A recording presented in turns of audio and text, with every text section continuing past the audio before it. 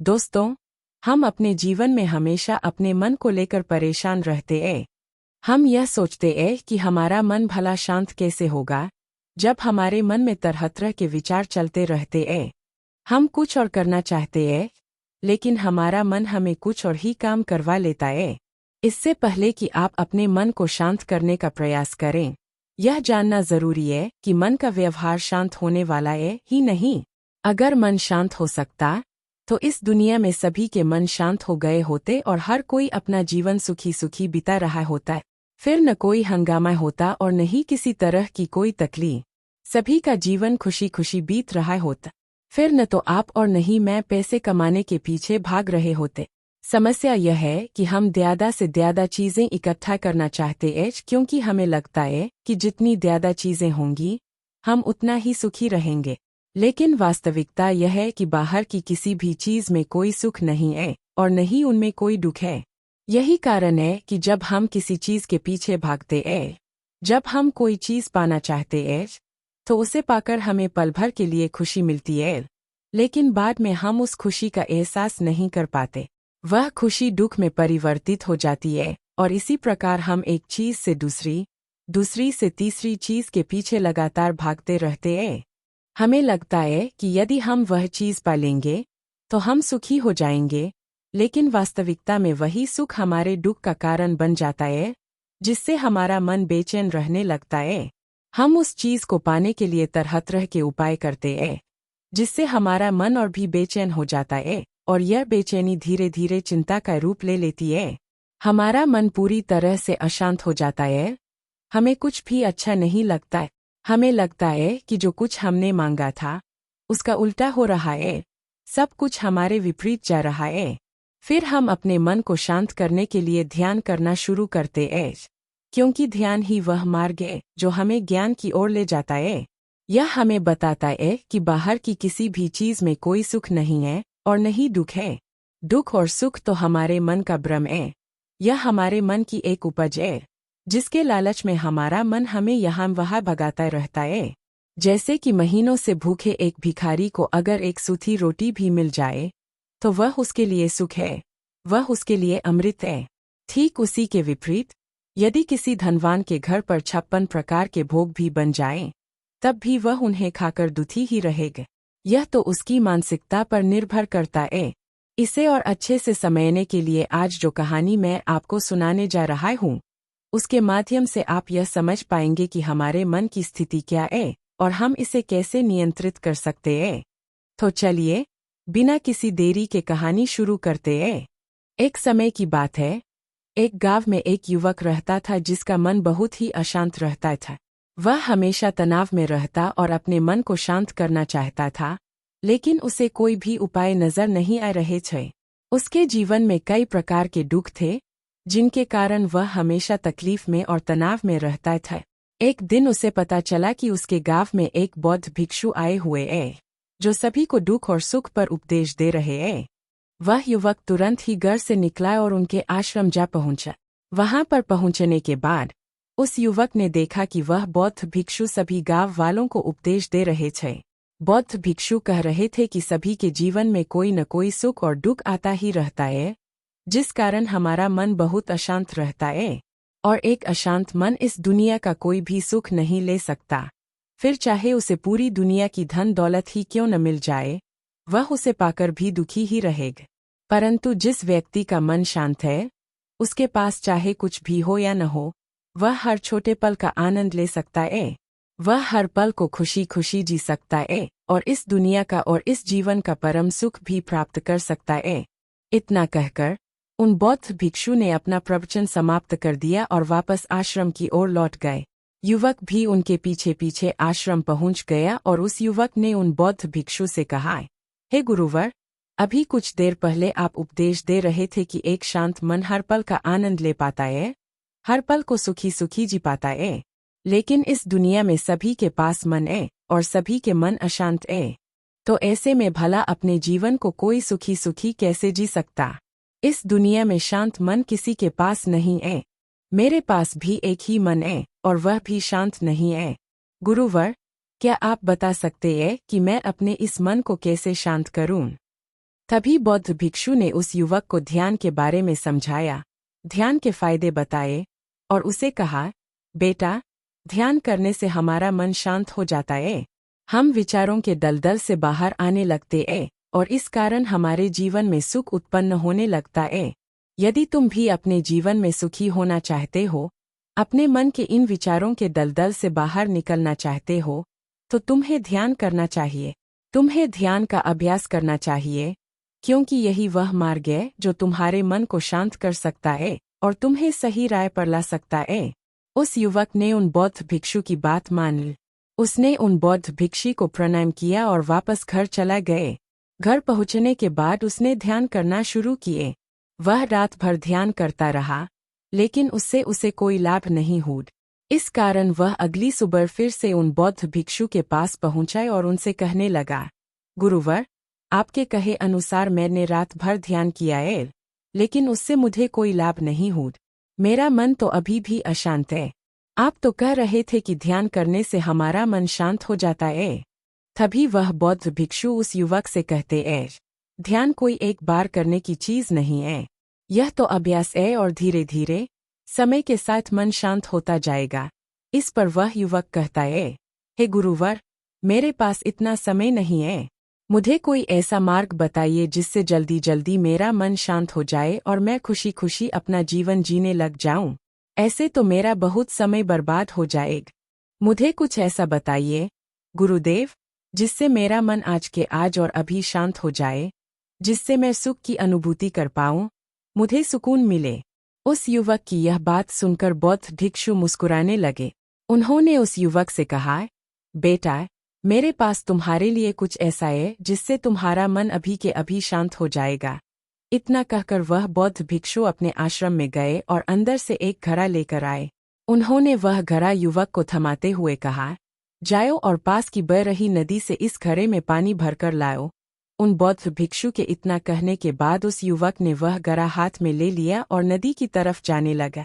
वह मन ही मन सोच रहा था कि लगता है यह गुरु पागल है, इन्हें कुछ नहीं पता। भला यह घड़ा मेरे जीवन में शांति कैसे ला सकता है, यह मेरे मन को शांत कैसे कर सकता है। लेकिन उसके पास और कोई रास्ता नहीं था, जिस कारण उसने घड़ा लिया और पास वाली नदी के पास पहुंच गए। उसने उस नदी में से उस घड़े में पानी भरना शुरू किया, लेकिन जैसे ही उसने घड़े को नदी से बाहर निकाला, उसने देखा कि घड़े के चारों ओर छोटे छोटे छेद हैं, जिससे पानी तेजी से बाहर निकल रहा था। उसने कई बार प्रयास किए, लेकिन बार बार कोशिश करने के बाद भी वह घड़े को पूरा नहीं भर पाए। थक हार कर वह उन बौद्ध भिक्षु के पास वापस लौट आए और क्रोधित होकर कहने लगा, गुरुवर, आपने यह कैसा घड़ा दिया है? इसके चारों तरफ तो छेद है।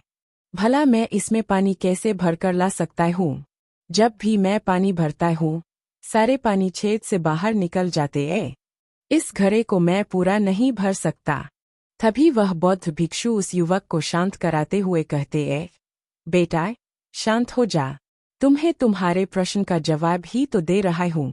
यदि तुम क्रोधित अवस्था में इस जवाब को सुनोगे, तो इसे समझना तुम्हारे लिए मुश्किल हो जाएगा। इसलिए शांत हो जाओ और मेरी बात समझने का प्रयास कर। यह जो घड़ा मैंने तुम्हें दिया है, इसे अपना मन समाए। मन केवल दो ही प्रकार से शांत हो सकता है।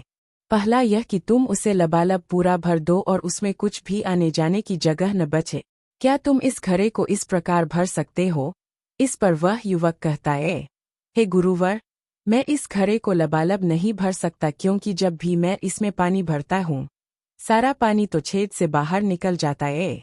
तभी वह बौद्ध भिक्षु उस युवक से कहते हैं, ठीक इसी तरह हम भी अपने मन को कभी नहीं भर सकते। हम जितना इसमें डालते जाएंगे, वह सब कुछ हमारे शरीर के द्वारा बाहर आता रहेगा। फिर चाहे वह क्रोध हो, प्रेम हो या फिर दया, हम जो भी अपने अंदर आने देते हैं, वही हमारे अंदर से बाहर भी आता है। और इसलिए मैंने तुम्हें छेद वाला घड़ा दिया, क्योंकि यह हमारे मन के जैसा ही है। जब हम इस मन को बस भरना चाहते हैं, तब तुम अपना समय बेकार कर रहे।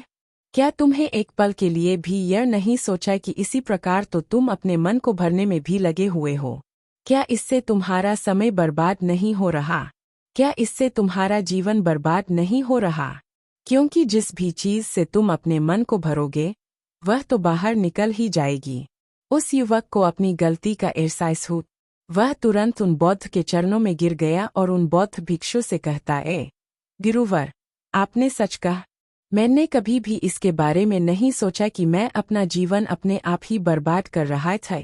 ठीक है, मैं तो इस बात से अनजान था, लेकिन आज आपने मेरी आंखें खोल दी। परंतु गुरुवर, अगर मन को पूरी तरह भरने का पहला तरीका मन को शांत नहीं कर सकता, तो मन को शांत करने का दूसरा तरीका कौन सा है? गुरुवर मुस्कुराते हुए उस आदमी से कहते हैं, दूसरा तरीका है कि अपने मन को पूरी तरह खाली कर दो। इस पर वह व्यक्ति कहता है, गुरुवर, आप ही मुझे बताइए कि मैं अपने मन को खाली कैसे कर सकता हूँ। तभी बौद्ध भिक्षु कहते हैं, बेटा, यह तो बहुत ही सरल है। बाहर का कूड़ा अपने भीतर मत जाने दो, इस प्रकार तुम्हारा मन अपने आप ही खाली हो जाएगा।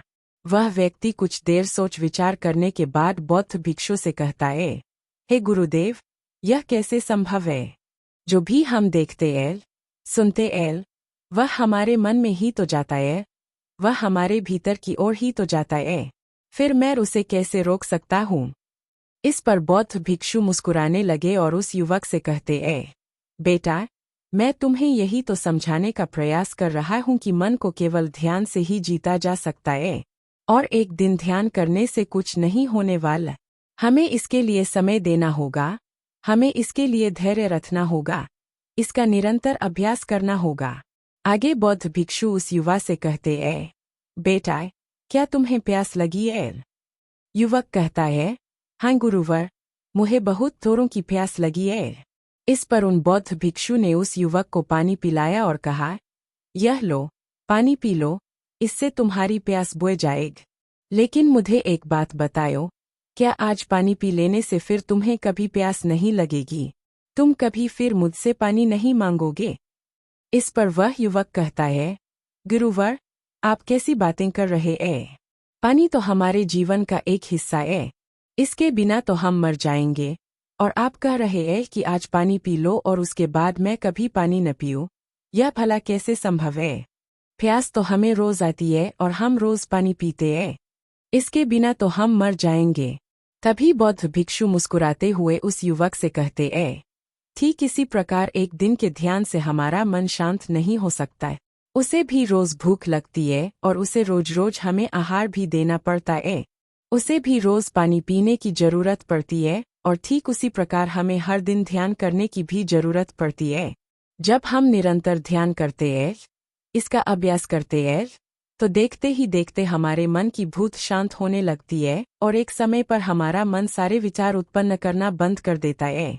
तब वह बाहर से कुछ भी ग्रहण नहीं कर पाता और जो कोई भी विचार हमारे भीतर है, वह सारे विचार देखते ही देखते समाप्त हो जाते हैं और इसी प्रकार धीरे धीरे हमारा मन शांत होने लगता है।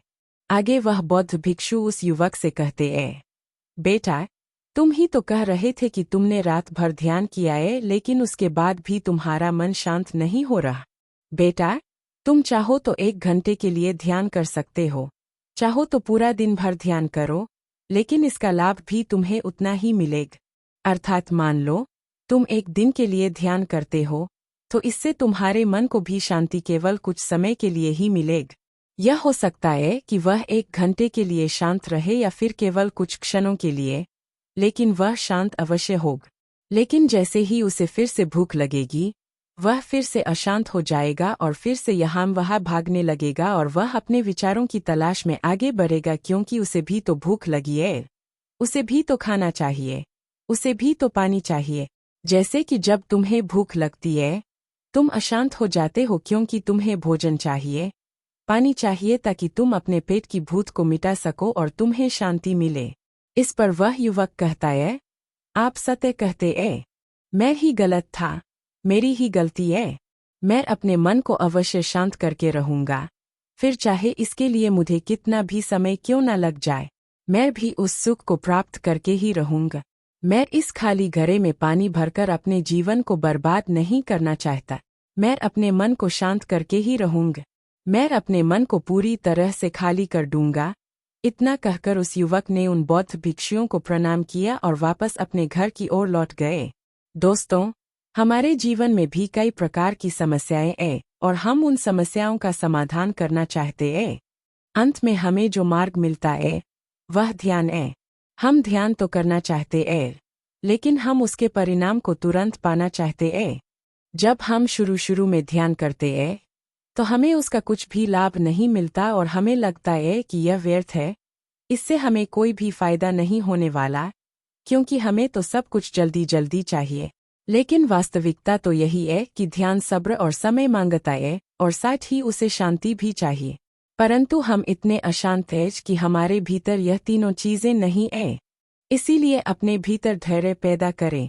जब आपके भीतर धैर्य पैदा होगा, तभी आप सब्र, समय और शांति के महत्व को समझ पाएंगे और फिर आपका समय चाहे कैसा भी क्यों न चल रहा हो, आप हर समय खुश रहना सीख जाएंगे।